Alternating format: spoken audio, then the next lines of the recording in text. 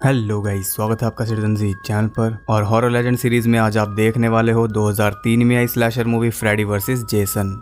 ये एक बहुत ही ह्यूज मूवी है क्योंकि इसमें दो बहुत ही फेमस हॉरर लेजेंड्स का क्रॉसओवर दिखाया गया है और बहुत सारे लोगों को ये मूवी फेक लगती है क्योंकि इस बात पर यकीन करना बहुत मुश्किल है कि सच में ऐसा कोई फेस ऑफ आया होगा। लेकिन ये 100% ऑफिशियल फेस ऑफ है जो कि न्यू लाइन सिनेमा ने पॉसिबल किया क्योंकि उनके पास फ्रेडी और जेसन दोनों के राइट्स थे, तो उन्होंने ये क्रॉसओवर बना दिया जिससे दुनिया भर में फैंस पागल हो गए थे। और ये मूवी इसलिए भी खास है क्योंकि रीबूट से पहले ये दोनों फ्रेंचाइज की आखिरी मूवी है। दोनों फ्रेंचाइज यहाँ पर आकर एंड हुई थी। नाइटमेयर फ्रेंचाइज की ये 8th मूवी है और फ्राइडे द 13th की 11th। इसे डायरेक्ट किया है रॉनी यू ने, जिन्होंने इससे पहले ब्राइड ऑफ चकी को भी डायरेक्ट किया है।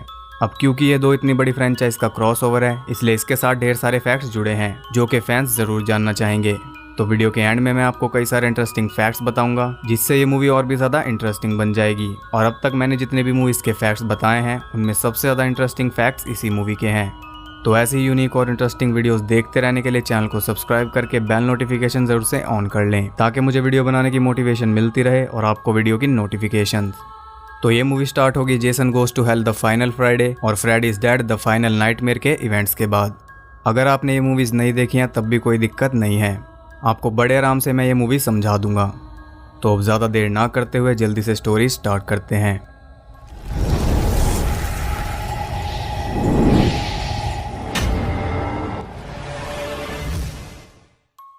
मूवी के स्टार्ट में हम देखते हैं फ्रेडी को, जो बताता है कि कैसे वो स्प्रिंगवुड टाउन के बच्चों को मारता था और एक दिन उन बच्चों के पेरेंट्स ने उसे जलाकर मार दिया। लेकिन इससे वो और भी ज्यादा खतरनाक बनकर वापस लौटा और अब वो बच्चों की नींद में आकर उन्हें मारता था।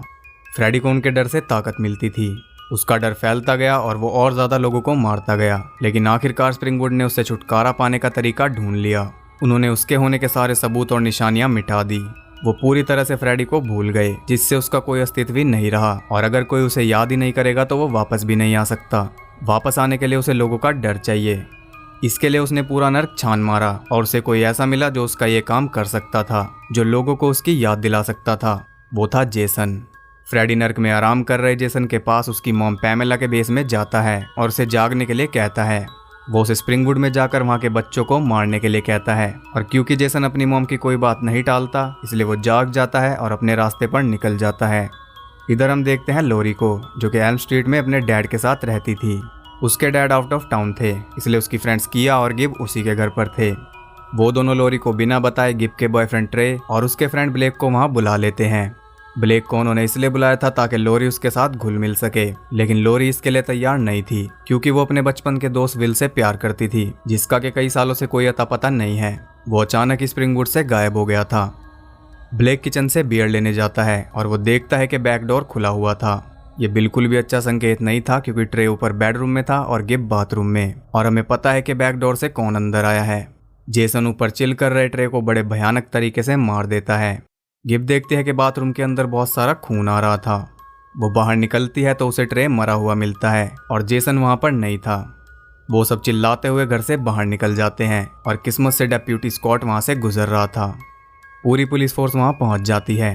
डेड बॉडी को देखने के बाद एक ऑफिसर शेरिफ विलियम्स को कहता है कि ये फ्रेडी का ही काम लग रहा है। तभी शेरिफ उसका मुंह बंद करवा देता है, लेकिन लोरी ये सब सुन लेती है और यहाँ फ्रेडी का प्लान कामयाब हो जाता है। जेसन की वजह से लोग अब उसे याद भी कर रहे थे और उसका नाम भी ले रहे थे। पुलिस उन सबको पुलिस स्टेशन ले जाती है और उन सबसे अलग अलग पूछताछ करती है। शेरिफ की हालत खराब लग रही थी। उस डिपार्टमेंट में सभी ऑफिसर्स को फ्रेडी के बारे में पता था, लेकिन डेप्यूटी स्कॉट की न्यू पोस्टिंग थी इसलिए वो स्प्रिंगवुड के पास्ट के बारे में कुछ नहीं जानता था और ना ही कोई उसे कुछ बताता है। लोरी भी पुलिस वालों के अजीब बर्ताव से परेशान हो चुकी थी, लेकिन वो पुलिस नहीं थी जिससे उसे परेशान होना चाहिए था। वो था फ्रेडी। लोरी सो जाती है और सपने में उसे फ्रेडी दिखता है जो कि वापस आ चुका था। उसे देखते ही वो डर के मारे जाग जाती है और ये देखकर उसे बहुत राहत मिलती है कि वो सिर्फ एक सपना था, लेकिन उसे ये नहीं पता था कि उसका नाइटमेयर अभी शुरू ही हुआ है। उधर ब्लेक अपने घर के बाहर बैठा था और ड्रिंक करते करते वो सो जाता है। फ्रेडी उसके सपने में भी पहुंच जाता है। वो ब्लेक के ऊपर हमला करता है लेकिन उसे कोई नुकसान नहीं पहुंचा पाता क्योंकि अभी वो उतना ताकतवर नहीं बन पाया था। वो इंतज़ार करता है और उसे पता था कि इंतज़ार ज़्यादा देर तक नहीं करना पड़ेगा क्योंकि जेसन उसके नाम की दहशत फैला रहा था। ब्लेक जाग जाता है और वो देखता है कि उसके डैड उसके पास बैठे थे लेकिन कुछ बोल नहीं रहे थे। जैसे ही वो अपने डैड को हाथ लगाता है उनका सर नीचे गिर जाता है। अभी ब्लेक को समझ भी नहीं पाया था कि पीछे से जेसन उसे भी मार देता है। इधर हम देखते हैं वेस्टर्न हिल साइकेट्रिक हॉस्पिटल को, जहां विल टीवी पर चल रही न्यूज देख लेता है, जिसमें लोरी के घर की न्यूज चल रही थी और ये वही विल है जो स्प्रिंगवुड से गायब हो गया था। ये खबर देखकर वो परेशान हो जाता है क्योंकि उसने लोरी के डैड को अपनी वाइफ का मर्डर करते हुए देखा था और उसे लग रहा था कि कहीं उसने लोरी को तो नहीं मार डाला। वो अपने फ्रेंड मार्क को ये सब बताता है, जो कि फ्रेडी का विक्टिम रह चुका है। तो यहाँ एक चीज क्लियर कर देता हूँ, वो दोनों फ्रेडी के विक्टिम्स थे, इसलिए उन्हें टाउन से दूर यहाँ पर रखा जा रहा था और उनके साथ और भी कई सारे विक्टिम्स थे और उन्हें वहाँ इसलिए रखा जा रहा था ताकि वो सब फ्रेडी के बारे में किसी से बात ना कर सके और सभी उसे भूल जाएं। और पुलिस का ये प्लान कामयाब भी हो गया था। ये बिल्कुल ऐसा है कि इन्फेक्टेड लोगों को बाकियों से अलग कर देना। अब आप सोच रहे होंगे कि जब ये फ्रेडी के बारे में जानते हैं तो फ्रेडी ने इन्हें क्यों नहीं मारा, क्योंकि इन्हें हिप्नोसिल नाम की एक स्पेशल ड्रग दी जाती है जो कि उन्हें सपने देखने से रोकती है और सपने के बिना फ्रेडी उन तक नहीं पहुंच सकता। विल को लोरी की चिंता हो रही थी और उसकी ये हालत देखकर मार्क कुछ तरकीब लड़ाता है और वहां के एक वर्कर का पास चोरी कर लेता है। वो दोनों वहां से भाग जाते हैं। उधर लोरी ना सोने की पूरी कोशिश कर रही थी क्योंकि जब भी उसे नींद आ रही थी तभी उसे फ्रेडी दिख रहा था, इसलिए वो स्कूल जाना ज्यादा बेहतर समझती है और अपने डैड के मना करने पर भी वो स्कूल चली जाती है। एक ऑफिसर लोरी के डैड डॉक्टर कैम्पबेल को बता देता है कि विल और मार्क वेस्टर्न हिल से भाग चुके हैं और ये सुनकर वो बहुत गुस्सा होता है क्योंकि विल को लोरी से दूर करने के लिए उसी ने विल को अब तक वहां कैद कर रखा था। उधर लोरी स्कूल पहुंचती है और उसे पता चलता है कि ब्लेक भी मर चुका है और पुलिस ये बता रही है कि ये सब ब्लेक का ही किया धरा है। ब्लेक ने पहले ट्रे को मारा, फिर उसने अपने डैड को मारा और फिर गिल्ट के मारे उसने सुसाइड कर लिया। आप समझ ही गए होंगे कि पुलिस ऐसा इसीलिए कर रही है ताकि कहीं भी फ्रेडी का जिक्र ना हो, लेकिन पुलिस की लाख कोशिश के बाद भी फ्रेडी का जिक्र हो रहा था। लोरी गिब्स और किया को अपने सपनों के बारे में बताती है जिनमें उसे फ्रेडी दिख रहा था और उसकी बातें आसपास खड़े सभी स्टूडेंट्स भी सुन लेते हैं। तभी वहां मार्क पहुंच जाता है जो कि फ्रेडी के बारे में सब जानता था और वो वहां फ्रेडी के नाम का ढिंढोरा पीट देता है, जिससे लोरी के साथ साथ बाकी सब भी बहुत ज्यादा डर जाते हैं। तब विल उसका मुंह बंद करवाता है। विल को देखकर लोरी इतनी ज्यादा खुश होती है कि वो बेहोश हो जाती है और तभी वहां प्रिंसिपल पहुंच जाता है, जिस वजह से विल और मार्क को वहां से भागना पड़ता है। अब सभी फ्रेडी के बारे में जान चुके थे और वो सभी को दिखने भी लगा था, लेकिन अभी भी जो कुछ वो सपने में लोगों के साथ कर रहा था वो रियलिटी में नहीं हो रहा था, यानी कि अभी भी थोड़ी कसर बाकी थी। उधर विल मार्क से पूछता है कि अगर फ्रेडी सच में है तो उसने लोरी को क्यों नहीं मारा। तब मार्क उसे बताता है कि शायद वो अभी उतना पावरफुल नहीं है। मार्क के भाई ने उसे बताया था कि फ्रेडी की पावर लोगों का डर है, जो कि मार्क ऑलरेडी आज स्कूल में फैला चुका है और मार्क के भाई को भी फ्रेडी नहीं मारा था। अब जब मार्क पूरे टाउन के प्लान की ऐसी तैसी कर चुका था और फ्रेडी का डर अच्छी तरह फैला चुका था, तो विल को पता था कि फ्रेडी लोरी को मारने की कोशिश करेगा। वो लोरी के पास जाता है, जो कि जागे रहने के लिए कॉर्नफील्ड में हो रही पार्टी अटेंड कर रही थी और पार्टी करने के लिए कॉर्नफील्ड बेस्ट जगह है तब जब जेसन खुला घूम रहा हो।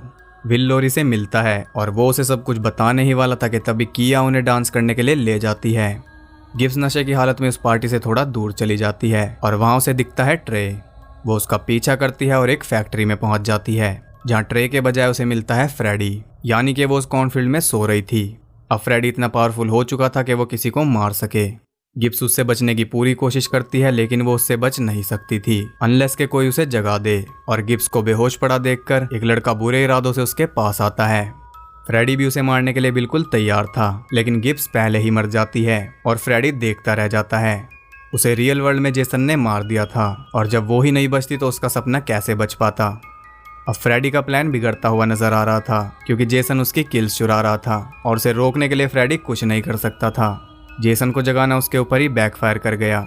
उधर जेसन अपनी किलिंग जारी रखता है। एक लड़का अपनी जान बचाने के लिए उसे जला देता है, लेकिन इतने से जेसन रुकने वाला नहीं था। वो जलते हुए आगे बढ़ता है और अपना जलता हुआ मैशेटे उसके आर पार कर देता है। उसे कॉर्नफील्ड से निकलता देखकर वहां भगदड़ मच जाती है। सभी जान बचाकर भागने लगते हैं। भागते हुए लोरी और किया गिब्स की डेड बॉडी देख लेते हैं। विल उन सबको वहां से निकालता है और सभी को उनके घर ड्रॉप करने के बाद वो लोरी के घर पहुंचता है। वो लोरी को घर में जाने से मना करता है।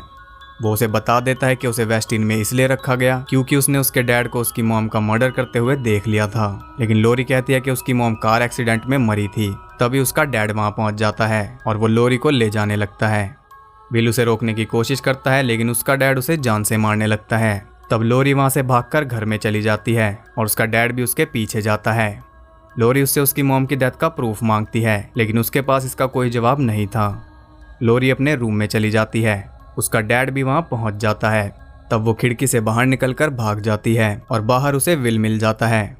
वो दोनों मार्क के पास जाने लगते हैं, लेकिन मार्क की हालत भी कुछ ज़्यादा अच्छी नहीं थी। वो भी फ्रेडी की दुनिया में था और जागने की पूरी कोशिश कर रहा था।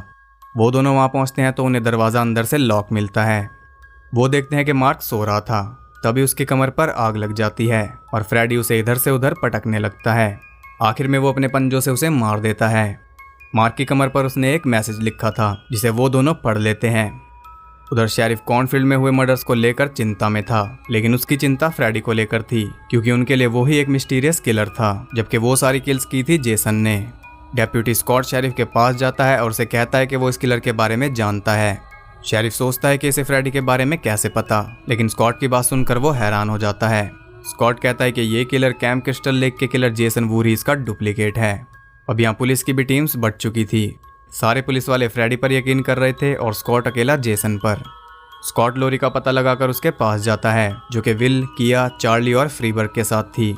फ्रेडी को तो वो सब जान चुके थे। स्कॉट उन्हें जेसन की कहानी सुनाता है और कहता है कि ये किलर जेसन का कॉपी कैट है, लेकिन वो कहते हैं कि कॉपी कैट जलते हुए किसी को नहीं मार सकता, वो असली जेसन है। और यहाँ वो पूरी स्टोरी समझ लेते हैं कि फ्रेडी ही जेसन को वापस लाया होगा ताकि वो यहाँ के लोगों को मारे, और यहाँ के लोग तो यही सोचेंगे कि ये फ्रेडी ही कर रहा है और इससे फ्रेडी वापस आ जाएगा। उसका प्लान सक्सेसफुल तो हो गया, लेकिन अब जेसन उसके काबू से बाहर है और वो उसे शट डाउन नहीं कर पा रहा।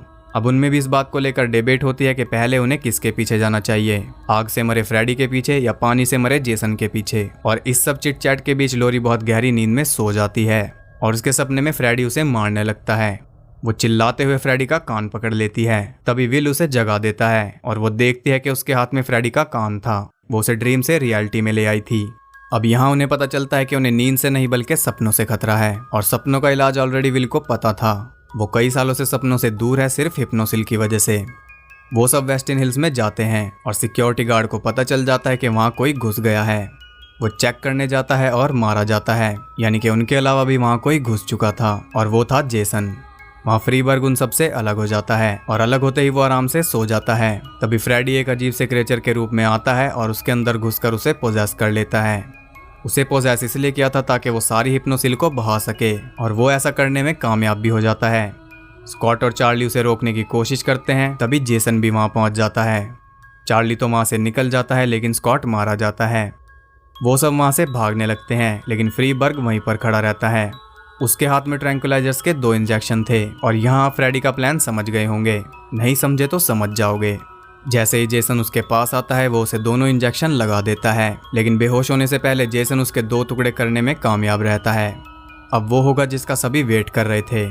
जेसन सो चुका है और जा चुका है फ्रेडी की दुनिया में, जहाँ फ्रेडी उसे चैन की नींद सुलाने वाला था, लेकिन उसे ये नहीं पता था कि दुनिया चाहे कोई भी हो, जेसन तो जेसन ही है। वो एक ही मिनट में फ्रेडी के दोनों हाथ काट देता है, लेकिन इससे फ्रेडी को क्या ही फर्क पड़ने वाला था। वो जेसन को मारना शुरू करता है और इतना मारता है कि हड्डियां बिल्कुल पाउडर बन जाएं। फिर भी जेसन का कुछ नहीं बिगड़ता। तब फ्रेडी वो एपिक लाइन बोलता है, वाई वोंट यू डाई? और ये सवाल जेसन से सबसे ज्यादा पूछे जाने वाला सवाल है।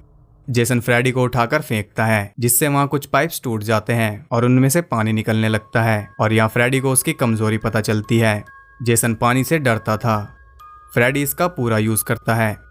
उधर रियलिटी में वो सब जेसन की बॉडी को लेकर कैंप क्रिस्टल लेक जा रहे थे और उसे ट्रैंकुलाइजर्स भी दिए जा रहे थे ताकि वो फ्रेडी को मारे बिना होश में ना आए, और जब वो होश में आएगा तो खुद को कैंप क्रिस्टल लेक पर पाएगा और उन सब का पीछा छोड़ देगा। लेकिन जेसन के जीतने के आसार नहीं दिख रहे थे। फ्रेडी उसे अच्छे से मैनिपुलेट कर रहा था और उनके पास ट्रैंकुलाइजर भी खत्म हो चुका था। तब वो अपना दूसरा प्लान शुरू करते हैं, जो कि था फ्रेडी को रियल वर्ल्ड में लाना। लोरी भी सो जाती है और वो सीधा पहुंचती है कैंप क्रिस्टल लेक पर, जहाँ कई सारे बच्चे जेसन को परेशान कर रहे थे और सारे काउंसलर अपनी मस्ती में थे। वो बच्चे जेसन को लेक में धकेल देते हैं। लोरी उसे बचाने की कोशिश करती है, लेकिन फ्रेडी उसे डुबा देता है। अब आप सब सोच रहे होंगे कि ये लोरी का सपना है, लेकिन ऐसा नहीं है। ये जेसन और लोरी दोनों का सपना है, और इस वक्त फ्रेडी जिस जेसन को डुबा रहा है वो असली जेसन है, यानी कि वो रियल वर्ल्ड में भी डूब रहा है। और डूबने की वजह से वो जाग जाता है और उसके अचानक जागने से उनकी वैन क्रैश हो जाती है और जेसन वैन से निकलकर गिर जाता है। अब फ्रेडी के हाथ से जेसन निकल चुका था, इसलिए वो लोरी के पीछे पड़ जाता है। वो सब लोरी को जगाने की कोशिश करते हैं, लेकिन वो नहीं जागती। वो सब कैंप क्रिस्टल लेक तक पहुंच चुके थे, इसलिए वो लोरी को लेकर एक कैबिन में जाते हैं, लेकिन वो देखते हैं कि वहाँ जेसन भी पहुंच चुका था। उधर फ्रेडी लॉरी को उसके घर ले जाता है और उसे दिखाता है कि उसकी मॉम को उसके डैड ने नहीं बल्कि उसी ने मारा था। वो लॉरी की बॉडी पर भी कट्स मारने लगता है, जिन्हें देखकर विल परेशान हो जाता है। वो चिल्ला चिल्ला कर लॉरी को जगाने की कोशिश करता है और उसकी आवाज़ सुनकर जेसन कैबिन में पहुंच जाता है और उसके अंदर आने से वहां आग लग जाती है। विल लॉरी को बचाता है और चार्ली और किया जेसन को रोकने की कोशिश करते हैं और इसी कोशिश में चार्ली बुरी तरह इंजर्ड हो जाता है, इसलिए किया उसे लेकर कैबिन से बाहर निकल जाती है। विल भी लॉरी को बाहर निकालने की कोशिश करता है, तभी लॉरी का हाथ आग पर पड़ता है, जिससे वो जाग जाती है और अपने साथ फ्रेडी को भी रियल वर्ल्ड में ले आती है। और जब फ्रेडी को इस बात का एहसास होता है तब उसे पता चलता है कि वो कितनी बड़ी मुसीबत में है, क्योंकि अब वो जेसन की दुनिया में था। यहाँ राउंड 2 शुरू होता है और इस बार जेसन फ्रेडी की रेल बनाता है।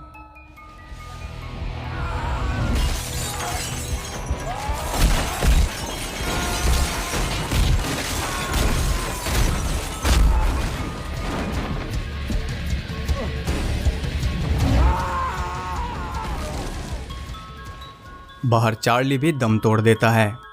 विल और लॉरी वहां से निकल रहे थे, तभी फ्रेडी उन्हें रोक देता है। तभी वहां किया भी पहुंच जाती है और वो फ्रेडी को नीचा दिखाने लगती है, क्योंकि बिना डर के वो कुछ नहीं कर सकता था और उसका प्लान कामयाब भी होता दिख रहा था। लेकिन तभी जेसन वहां आ जाता है और उसे रास्ते से हटा देता है। यहाँ फिर से फाइट शुरू हो जाती है और फ्रेडी अपने पंजों का फुल यूज करता है। वो जेसन के अंदर कई सारे सरिये भी घुसा देता है, लेकिन इससे भी जेसन नहीं रुकता।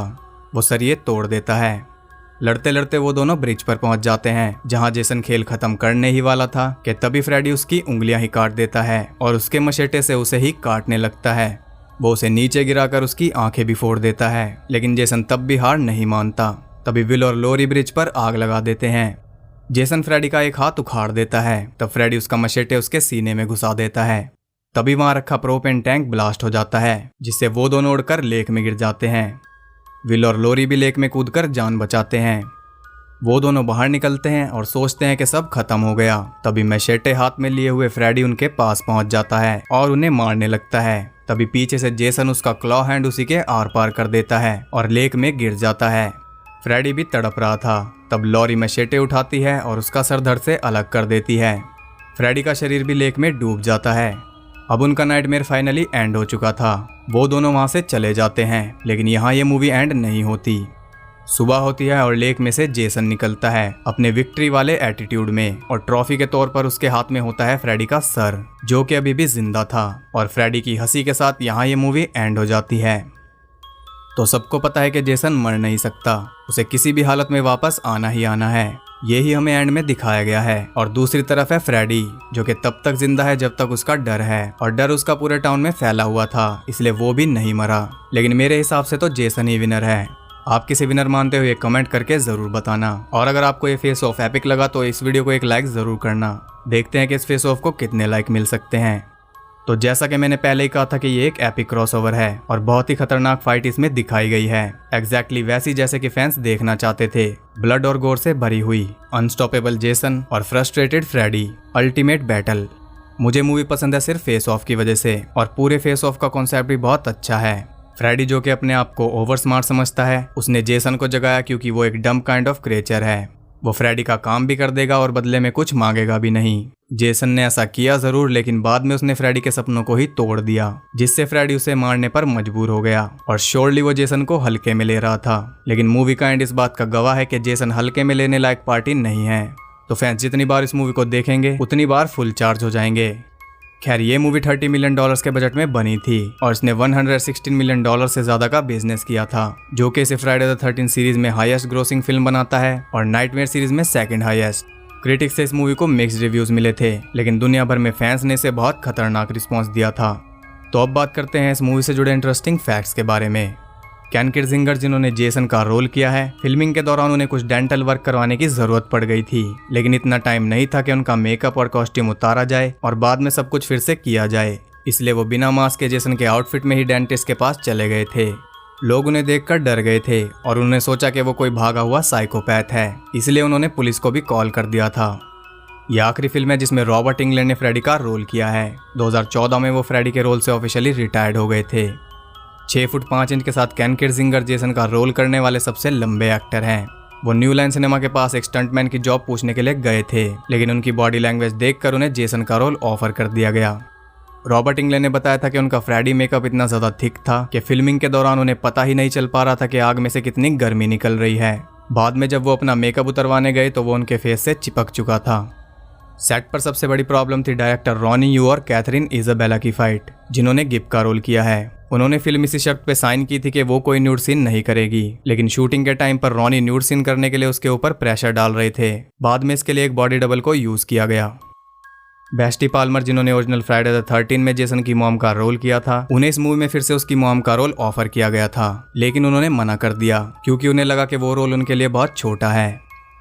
कैम्प क्रिस्टल लेक पर X2 X-Men यूनाइटेड के फाइनल सीन्स भी शूट हुए थे, उसी सेम टाइम पर जब ये मूवी भी शूट हो रही थी। दोनों फिल्म्स की कास्ट भी एक ही होटल में रुकी थी। रॉबर्ट इंग्लैंड बहुत एक्साइटेड थे कैथरीन इजाबेल की कास्टिंग को लेके, क्योंकि वो उनकी कल्ट फिल्म जिंजर स्नैप्स के बहुत बड़े फैन हैं, जो कि एक कैनेडियन वेयरवुल्फ मूवी है।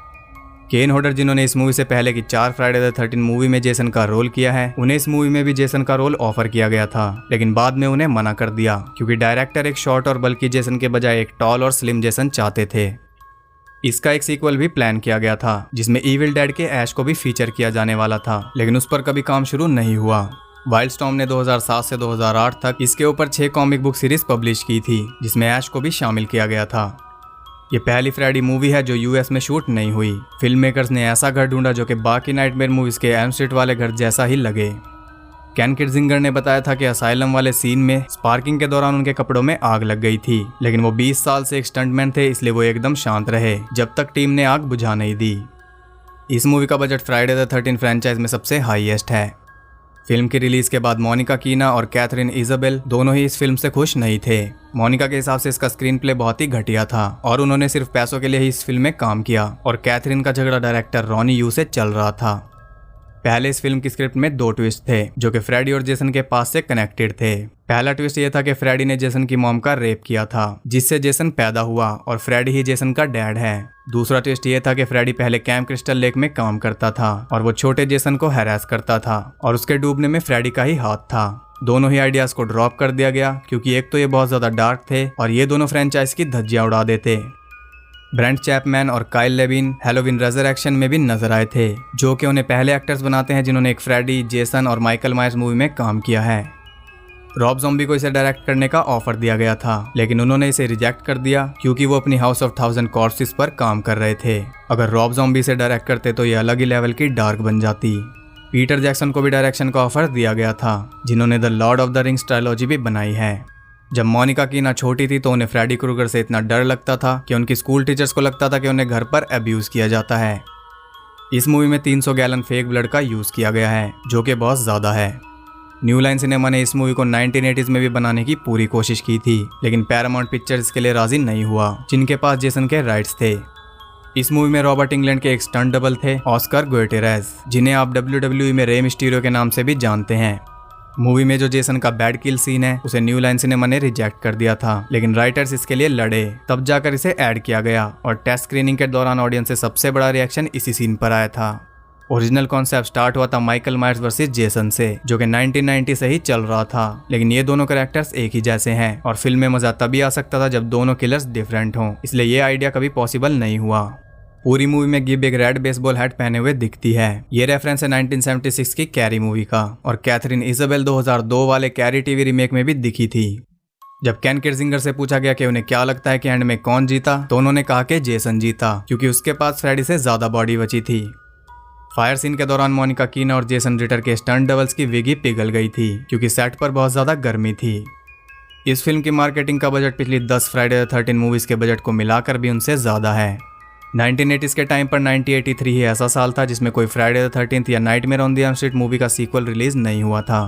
कोइंसिडेंटली दोनों सीरीज की 6th मूवी के टाइटल एक दूसरे से अपोजिट हैं, जेसन लिव्स और Freddy is dead. Jason Ritter के dad John Ritter Bride of Chucky movie में थे, और उस मूवी को भी रॉनी यू ने ही डायरेक्ट किया था। जिस साल ये मूवी रिलीज हुई थी उस साल जॉन की डेथ हो गई थी। फाइनल स्क्रिप्ट 2.5 घंटे की थी, जिसे बाद में शॉर्ट करके 1.5 घंटे का किया गया। इस मूवी में फ्रेडी ने टोटल 6 बार बिच बोला है। ये एक लौती फ्रेडी मूवी है जिसके टाइटल में नाइटमेयर वर्ड नहीं है। इस मूवी के लिए एंडिंग्स भी कई सारी लिखी गई थी, और फाइनल एंडिंग जो फिल्म में यूज की गई है वो डायरेक्टर और प्रोड्यूसर ने मिलकर बनाई है। अब क्योंकि इस फिल्म ने बता दिया है कि ये दोनों किलर्स एक ही यूनिवर्स में हैं, इसलिए दोनों फ्रेंचाइज की सभी मूवीज के इवेंट्स भी एक ही यूनिवर्स में बिलोंग करते हैं। इस मूवी का सबसे बड़ा प्लॉट होल है कि जेसन पानी से डरता है और ये कॉन्सेप्ट लिखा है डायरेक्टर रॉनी यू ने। इस मूवी के 1 साल बाद एक और क्रॉसओवर फिल्म आई थी, एलियन वर्सेस प्रेडेटर। इस मूवी के पोस्टर में फ्रेडी का ग्लव गलत हाथ में है, वो लेफ्ट हैंड में है जबकि उसे राइट हैंड में होना चाहिए। मूवी का ending scene Apocalypse Now movie से लिया गया है। इस मूवी में फ्रेडी जेसन का यूज करता है ताकि वो अपनी पावर रीगेन कर सके। ये सिमिलर है हेलरेजर के प्लॉट से, जिसमें फ्रैंक खुद को हील करने के लिए जूलिया का यूज करता है। लॉचलिन मुनरो इससे पहले एक cult classic comedy movie scary movie में भी काम कर चुके हैं, जिसमें कैरेक्टर जेसन की आवाज का मजाक उड़ाते हैं और इस मूवी में वो जेसन के हाथों ही मारे गए।